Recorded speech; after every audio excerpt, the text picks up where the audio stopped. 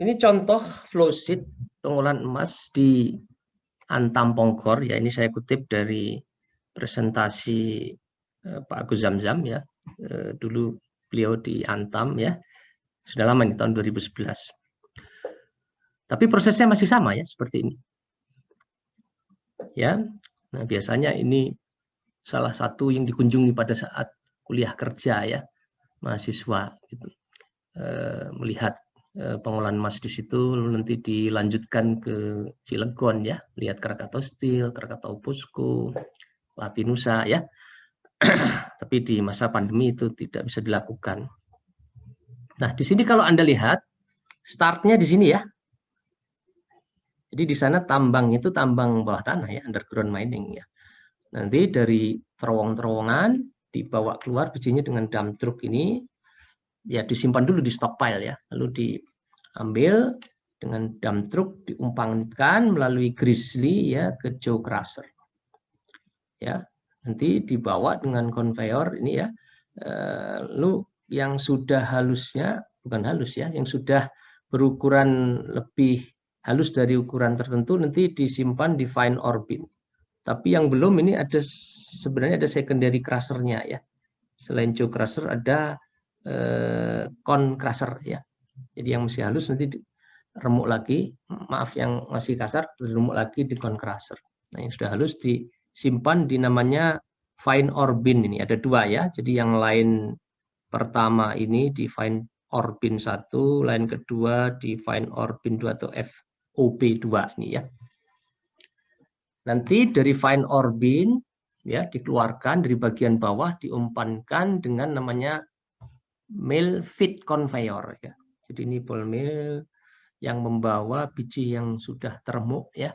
Kira-kira ukurannya sekitar berapa ya? Sekitar 2 mili ya Pak ya. Jadi masih kasar ya. Nanti diumpankan ke ball mill. Nah, ini di tengah jalan, di atas ball mill ini ya, ditambahkan kapur. Ya, ada hopper untuk menambahkan kapur. Anda tahu ya tujuannya penambahan kapur ini agar nanti pH cyanidasinya itu di atas 10,5 ya, 10,5 11 ya. Karena kalau pH-nya asam, CN- larutan cyanida itu akan terkonversi menjadi gas HCN ya. Tidak saja kehilangan cyanida karena menguap ya, juga membahayakan operator. Ya, karena gas HCN ini merupakan gas yang beracun. Jadi selalu diatur pH-nya terlebih dahulu. Ya, jadi ditambahkan di sini masuk ke ball mill ya, yang terintegrasi dengan cyclone ya.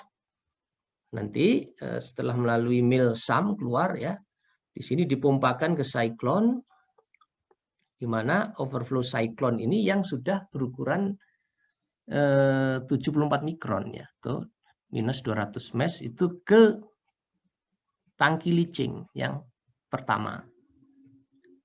Ya, underflow-nya yang masih berukuran kasar kembali ke ball mill.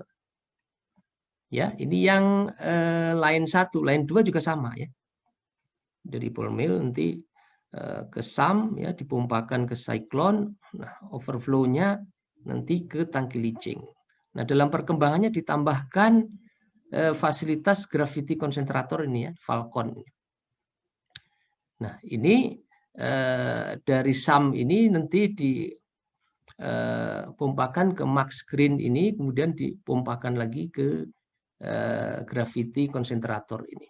Ya, dihasilkan konsentrat yang nanti diolah dengan intensive leach reactor namanya ILR nih. Jadi ini mengambil emas yang kasar ya, yang nanti kalau ke jalur cyanidasi di tangki agitation leach ini terlalu lama ya diamnya tuh.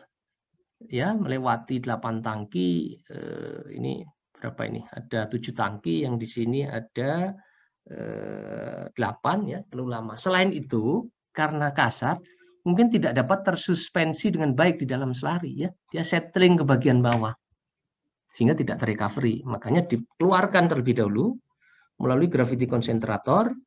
Nah, nanti produknya konsentrat yang diproses melalui intensive leach reactor. Jadi intensive leach itu bedanya dengan leaching di tangki ini dalam hal konsentrasi cyanidanya lebih tinggi ya.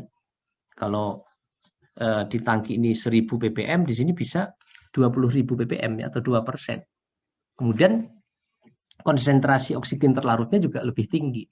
Ya, kalau di sini mungkin dengan udara itu 7-8 ppm, di sini ditambahkan peroksida H2O2 ya, sehingga konsentrasinya ya bisa sampai 15-20 ppm.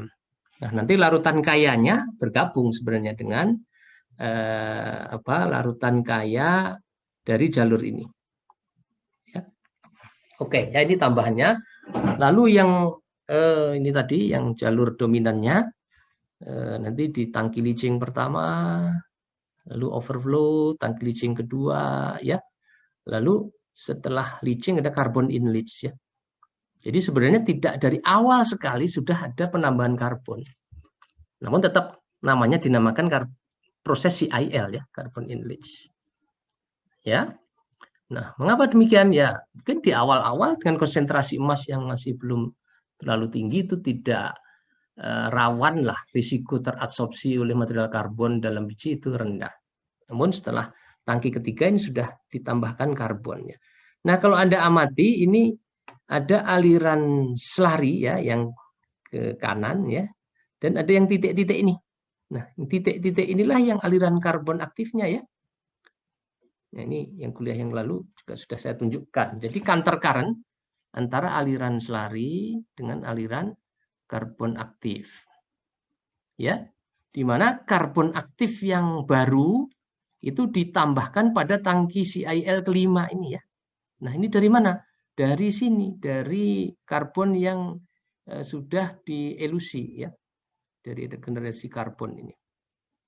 Ya, jadi setelah dielusi ini kan dilepaskan emasnya, karbon itu ya direaktivasi, atau kalau kapasitasnya masih bagus dari sini bisa langsung dipakai lagi di sini. Nah, kalau setelah direaktivasi dimasukkan ke tangki CIL kelima. Nah, yang ini CIL ke-7, yang lain 2 ya. Nah, jadi nanti fresh karbon yang masih segar ya, masih kosong itu akan kontak dengan selari yang sudah kandungan emasnya depleted, sudah rendah ya. Sebaliknya nanti karbon yang ke depan ini kapasitasnya makin berkurang ya. Dia akan kontak dengan selari yang masih fresh. Konsentrasi emasnya tinggi. Nah, nanti loaded karbonnya itu dikeluarkan dari tangki CIL pertama ya. Jadi dipompakan ke atas, dilewatkan screen ya, sebelum nanti masuk ke kolom elusi ini di sini. Nah, kolom elusi ini melayani dari line 1 maupun line 2 di sini ya. Nah, kalau line 2 ini kan dari sini nih, tangki CIL pertama masuk dia ke sini. Ya. Jadi panah yang dari bawah, kemudian panah dari atas masuk di kolom elusi. Pada kolom elusi ini dialirkan larutan ini ya, pertama HCl untuk melarutkan mineral karbonat yang menutupi pori-pori karbon ya, atau permukaan karbon, baru nanti dialirkan larutan NaCN dan larutan NaOH ya, dan air ya, sehingga nanti emasnya lepas, dan larutan hasil elusi ini ya keluar dia dari atas ya, dinamakan larutan eluate solution ya, larutan eluat, ditampung dulu di tangki EL1 EL2 ya, eluate 1 eluate 2, untuk nanti diumpankan ke sel electrowinning ya. Ada dua line ini ya. Line 1 ini ada 5 bak, line 2 juga 5 bak, nanti disirkulasikan, dilakukan elektrolisis sampai konsentrasi emas terlarutnya kurang dari level tertentu ya, kurang dari sekian ppm ya. Nah, emasnya tidak mengendap secara kuat ya di permukaan katoda ya. Katodanya terbuat dari wool, steel wool ya, atau steel mesh. Nah, nanti ada di dasar sel, sebagian masih menempel, disemprot, dilakukan pengeringan dulu ya dalam oven, yang juga nanti udara masuk ke situ untuk mengoksidasi base metal kalau ada ya.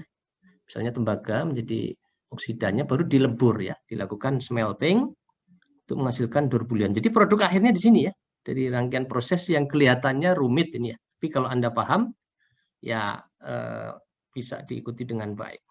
Ya, jadi ini ada dua line ya, line 1, line 2 ini ekspansi, elusinya 1 kolom ya, electrowinning-nya juga sama, ini untuk line 1, line 2. Seperti itu ya. Nah, yang lainnya adalah proses untuk spend slurry treatment-nya. Ya, ini slurry kan ketika mengalir ke sini, emasnya semakin berkurang ya.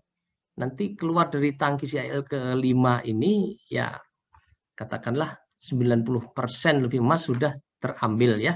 Nah, ini dikentalkan terlebih dulu melalui 2 thickener ini. Untuk apa dikentalkan? Supaya masih ada air yang bisa diambil ya. Dipakai lagi nanti untuk milling ya, untuk leaching.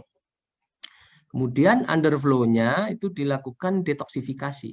Nah, kalau sudah dilakukan detoksifikasi kan sianidanya hilang ya.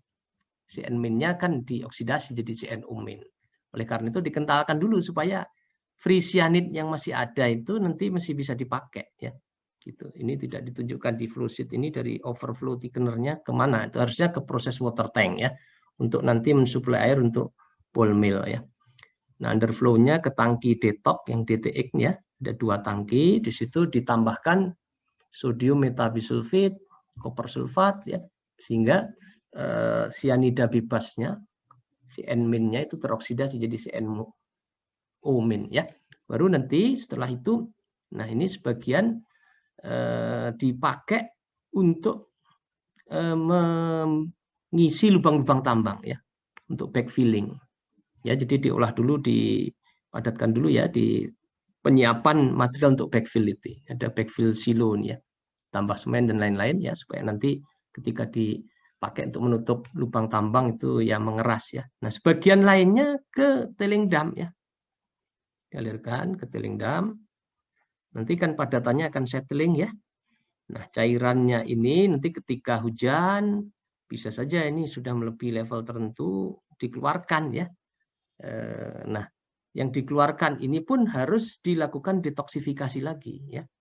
Ini ada ipalnya ya, kemudian ada beberapa kolam-kolam sehingga nanti ketika berlebih airnya ya dikembalikan ke Sungai Cikaniki ini sudah memenuhi baku mutu lingkungan.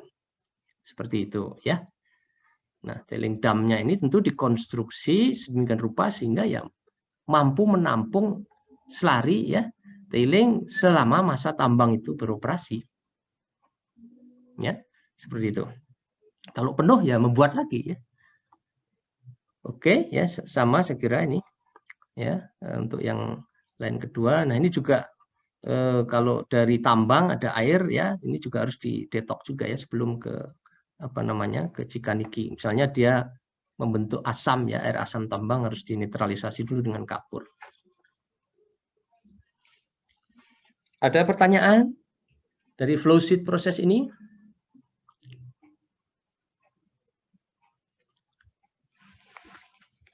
Ya, jadi tangki leaching 1, line 1 ini dimasukkan larutan sianida ya. Jadi kalau sianida dimasukkan dalam bentuk cair ya, kapurnya dimasukkan di sini ya, ball mill gitu. Kalau airnya ya airnya sudah ada di ball mill ya. Plus nanti yang ada di larutan sianida ini.